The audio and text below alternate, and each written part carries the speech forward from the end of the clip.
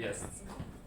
Do you remember waking up on St. Nicholas Day before your alarm, before your parents, and checking under your pillow just in case magic had already arrived? That feeling, excitement, warmth, belief, felt more real than anything else.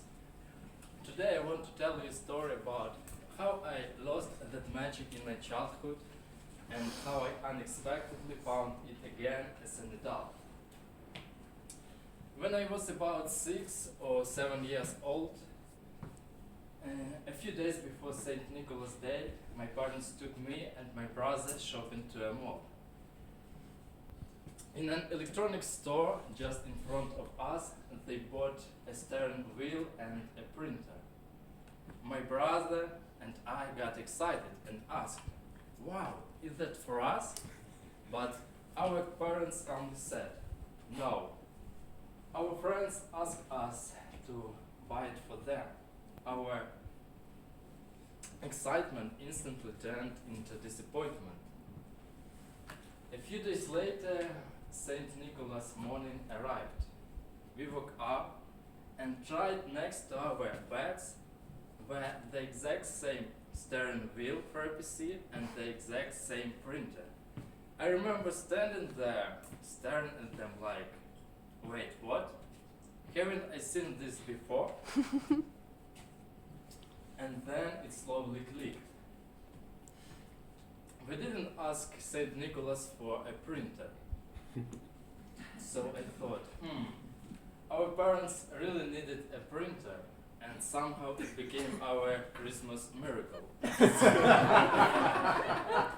Because I was happy, because I could now play racing games all day, but something inside me shifted. My belief cracked. Not completely, but noticeably.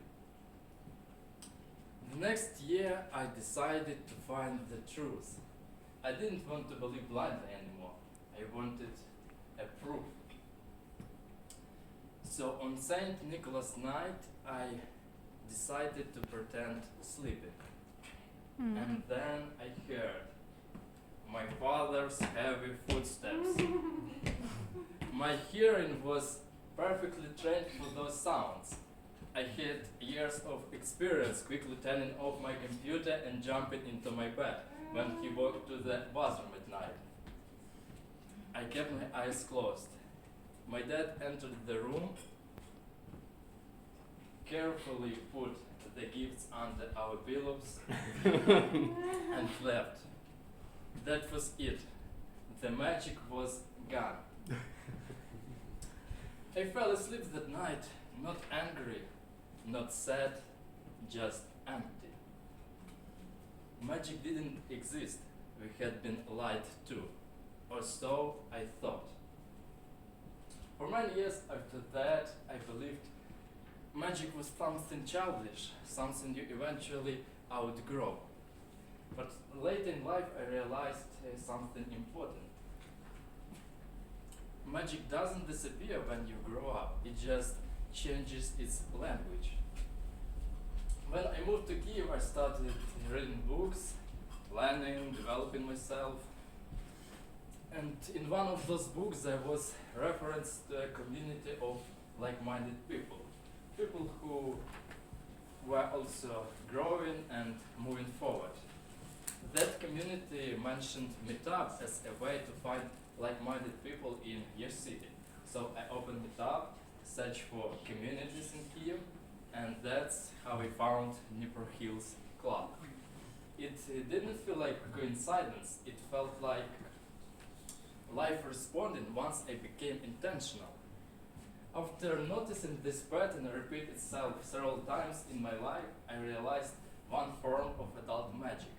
When you focus on something, think about it consistently, and take real action, the universe starts arranging the right circumstances around you. There was time in my life when I could barely run a few kilometers. I was out of breath, exhausted, convinced that my body had strict limits and that I wasn't born for running. 5 months later, I ran a half marathon, 21 kilometers. Not because I became a superhuman, but because I realized how wrong I had been about my limits. The magic wasn't in my legs, it was in realizing that most boundaries live in our heads, and that we are capable of far more than we ever imagined.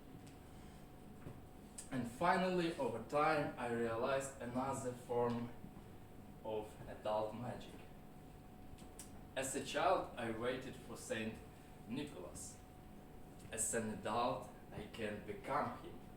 Magic not happens when you give, when you support, when you make another person's day a little brighter, and that warms you from the inside.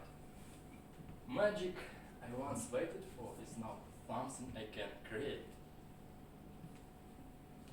Maybe growing up isn't about losing a magic. Maybe it's about understanding how it finally works.